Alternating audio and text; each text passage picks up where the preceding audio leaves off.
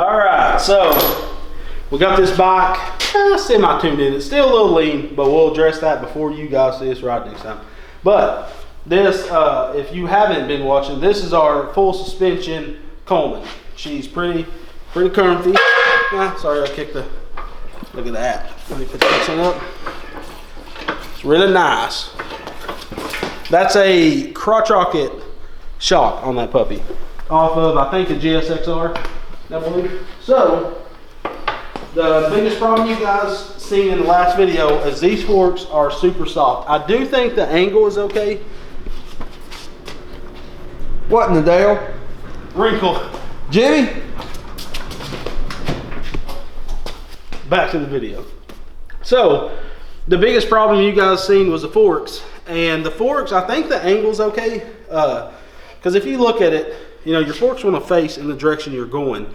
It's kind of like kingpin angle, 60-40, or sorry, caster on a spindle, if you guys know what I'm talking about. So I think if we just stiffen these, I think that's the biggest thing. They're so soft, if you hit the brakes or something, they just collapse on you. Do you think that's partially the problem? Well, that's the first thing we should try. So do the cheapest part first. So yeah, and this definitely needs to be done no matter what, even if we change the angle. So we're going to throw it up on the motorcycle lift. All we have is a 17 and a 19 to take the wheel. All you need, baby. All you need. And then actually a 10. And we're going to unclamp these, slide each fork out, and then we'll take it apart. I have taken some forks apart before for a CRF 250. Remember when we rebuilt trays? Yep. These will be completely different, I bet. And that was years ago, and you probably don't remember doing that. No, I don't remember nothing. Trey did most of it, so. All right, so we're gonna get this up on the stand and we'll pull these forks. Like I said, 19 and a 17 will pull this axle bolt. You have a washer on this particular bike. Oh. That was scary. The frame's, it's gonna stay now. It was the frame. Now it's locked in. Now it's locked in place. And I tell you, it's very safe, it's durable, and it's lightweight. Scaring me. So really, see, now it's locked in place, okay? So really, you say, oh. The frame's just a little too wide for that stand. Okay, these washers. Okay, so these we got some washers in between the wheel and the fork, so don't lose those. You got that? Yeah, I got it.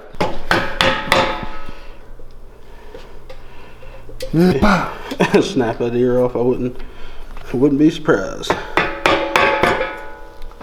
That was right. Look, perfect red mark. Oh, dang.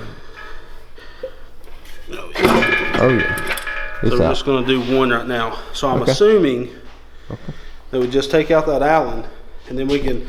So what we're gonna do here is, again, maybe we need to look up some videos, but see if you can compress it just in your hands. That'd be like this. Yeah.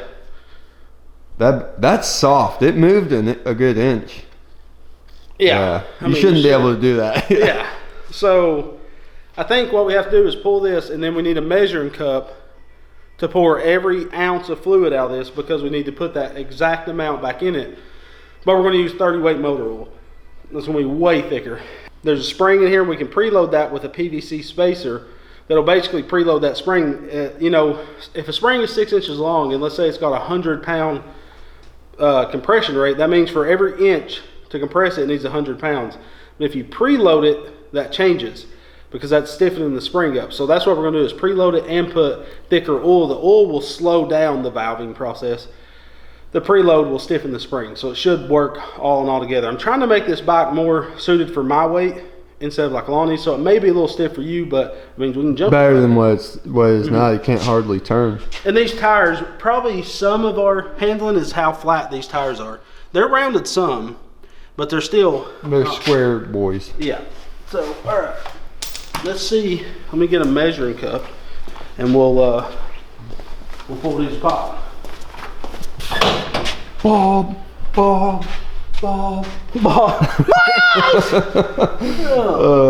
SpongeBob's the best, bro. That's crazy. Here's an 8 mil. Okay, 8 fits it too, so we're gonna go with 8.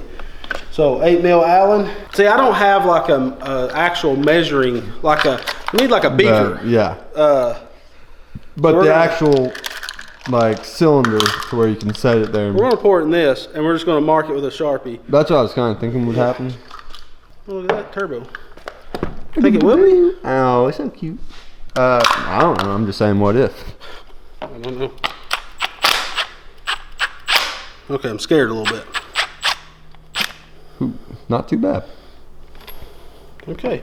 Well, so what if it's a 1-inch spring? So this is the top cap. We got a little O-ring on it. Okay, then we got a massive spring. This should be the spring we're preloading. Yeah, that's a lot. You see how it's like a dual rate? Yeah, it's like thin down at the bottom. Good gosh. Keep pulling it. It's like a magic trick. I thought it was going to end and it didn't. All right, so there's our spring. So big coils go up top. So how much you think is in here? I don't know. It doesn't seem like there'd be a lot. Almost nothing. Yeah, that's not. Look how it's pretty dirty. Yeah. Got some glitter to it. Oh, I bet I gotta pump it. Oh yeah. Oh my gosh, that got real dark. Yeah, it's not going to be a lot. This might be bad for it, but who knows. So we're going to drain this, and then we'll mark our cup. Once we get every morsel out of this, mark our cup, pour it out, clean it with brake cleaner, and then redo this with motor oil. What oil do they use? You can buy fork oil. I don't know the weight of it. There's different Maxxis or whatever that oil brand is. A lot of that, they make fork oil. There is some coming off the spring. We'll do a little above the line. Like wherever our line is, we'll go above it. Because what's the worst thing that'll happen? Okay, so now we're gonna shut the camera off, find out what size spacer will fit down in here. Probably gonna do an inch spacer to start with. Maybe that's a lot, I don't know. And putting this thing together is what's gonna suck, because that spring already pushed that cap out. Especially since we're guessing on the spacer, because if that's not enough, you gotta take it all back apart. Yeah, but we don't lose any of our oil necessarily. Right. But okay, we'll do that. Yeah, sure. All right, so I found this, I can't remember what this is. It's almost like a piston rod wrist pin. So this is a piston rod wrist pin, which is hardened, so I'm not going to be able to cut it on the bandsaw, so I'm going to have to use my Benchmark Abrasives Premium discs. These discs are insane, and check out these hoods. I like them a lot, and if you have the single cup face mask, it'll fit right down in there. We don't have none, though. We need to get some, but safety sixth. So let's cut this puppy.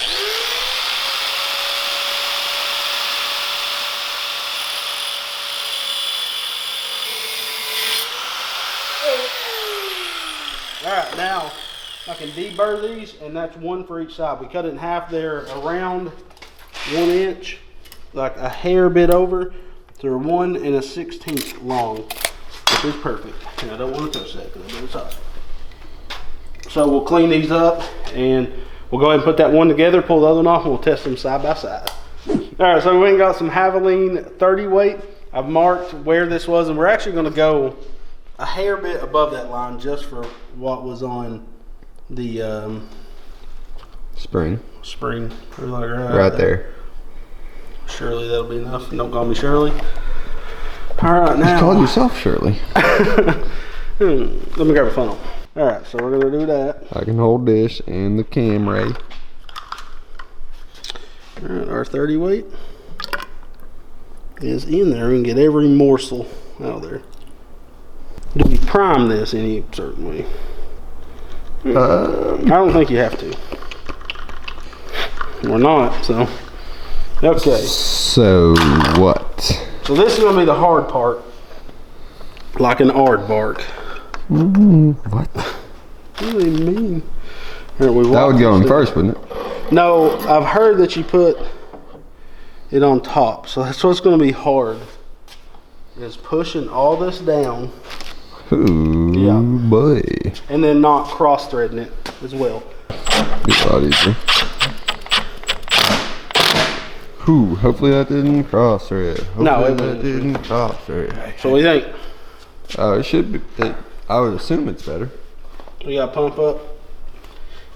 Pump it up. Seem like it? I think. Oh yeah.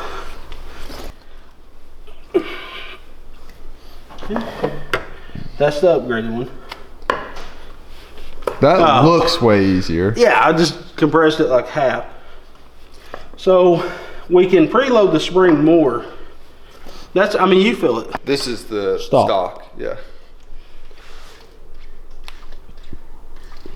That's doing pretty, I mean, that went to here. I doubt I'll be able to do that on this. Hoping I can. Yeah. Oh yeah, that's way better. Way stiffer. So we can also add a thicker, this is what's going to make the biggest difference on compression is a spacer. But I think we're good. Yeah, I think, well, that's going to be a huge difference for sure.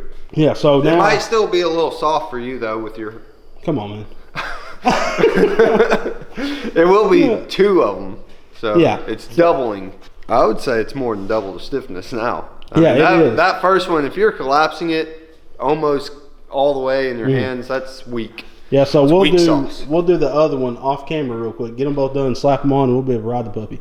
It's still a little bit lean, so we might go ahead and jet it up. Go back to that 80, because I think we last stopped on a 75. We might go 185. Go a little heavier. Yeah. But we'll get this done. Well, it stinks that we didn't catch that earlier because we had jayed it way down and then was like, oh wait, the choke was on the whole time. And yeah, so every bit of the tuning we did was not necessary, honestly, at all. So, okay, we'll get this done and we'll show you what it's like. So this is the stock? I think. Yeah. Okay. All right, we got both of them done. Oh gosh, come on, baby. Come on. Sometimes you gotta bend these out. And this does have a little notch, if you can see this little notch right there. And that's for when you put this screw in, that screw set, the bolt sets right there. So you want to have this facing little cutout inside the fork. Okay, come on, baby. You need me to spread that one now? Oh, nope. Looks like you got it. Yep. That's good.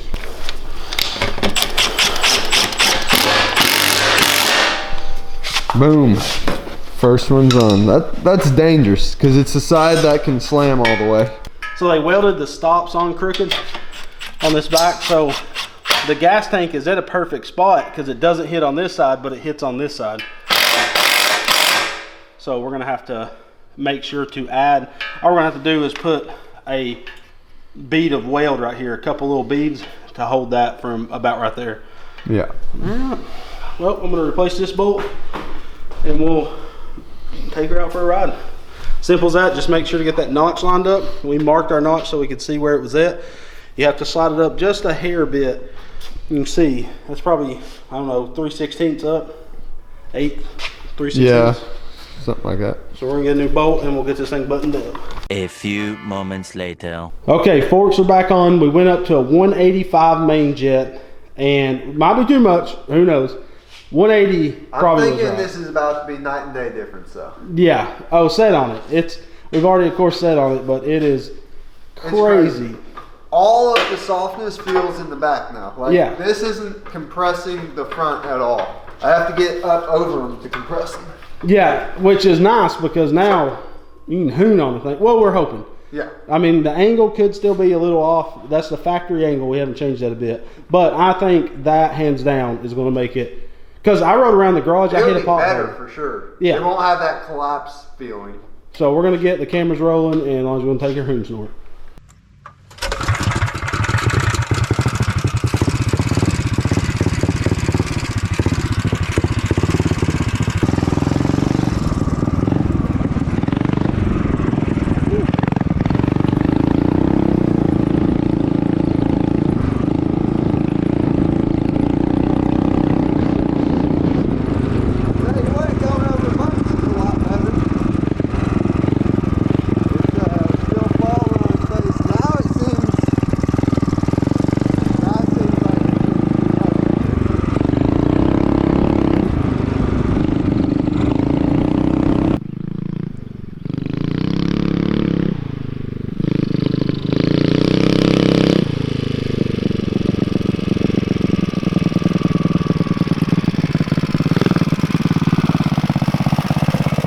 lot better. Did you see right here? What, did you do the same thing? Yeah. It did. But going over bumps is a billion times better.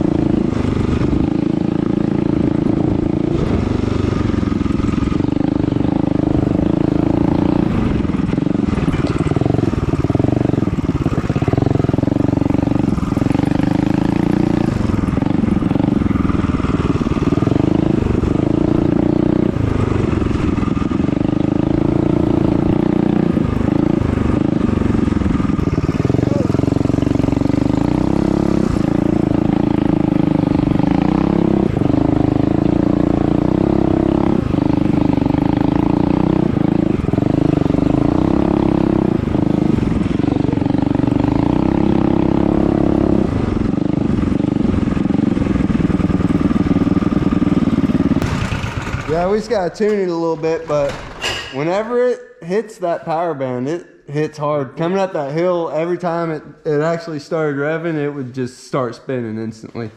I think the biggest thing is the tires now. Like switching the tires would probably be a huge difference. All right, so those forks are 1,000 times better. So if you have one of these Coleman bikes, either the BT200X or this EX model CT200, I would definitely do this. It's super cheap. You can do it if you have someone's help.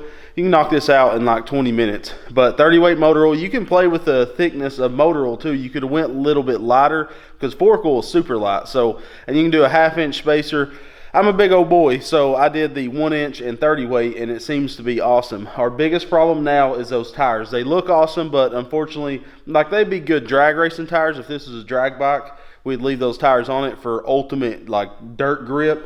If we was doing like a hill climb bike, but the problem is that flat profile, because since they're 4-wheeler front tires is what they are. Basically, I went with the biggest tire I could find for an 8-inch rim, and they look awesome, but unfortunately, we're gonna have to pull them off. So we have the V-twin mini bike, and we just put a brand new set of tires on it. So I'm going to pull those wheels and tires off and slap it on this on the next video, and we'll really get to test it. But we had the same problem with another bike. We had this profile of tire, and what it would do is in a curve, it feels like the bike just wants to stand back up with you when you're leaning. It's really annoying. It's like it's fighting to be standing up, and that makes sense because that flat profile of that tire, you know, you're turning a block basically. So yeah, guys, let us know what you think about this mini bike. Still got a little bit of tuning. I think it's needle height now because we got our jet dialed in. The 180 was fine. We left the friggin' choke on in the last video, but we got all that settled out. So now as soon as we make sure we have everything the way we want it, we can strip down this bike after riding it a good time.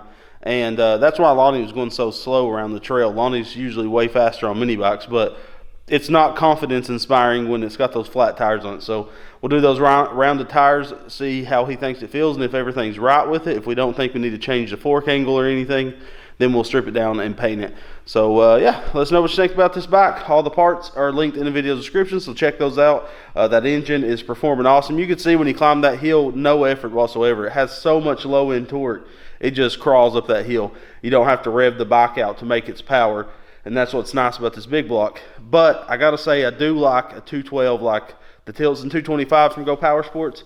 It's so light and so mean that honestly, you don't need something heavy and bulky like this 301. We just wanted to finish off this bike, you know, because we did the 301 a long time ago, so we wanted to do it right this time. So let us know what you think. If you want to see any changes done to the bike, let us know. Hope this helps you guys out on your forks, on your Coleman bikes. Definitely do this. Huge upgrade, and it'll make a massive difference. So thank you guys so much for watching. We love you, and God bless.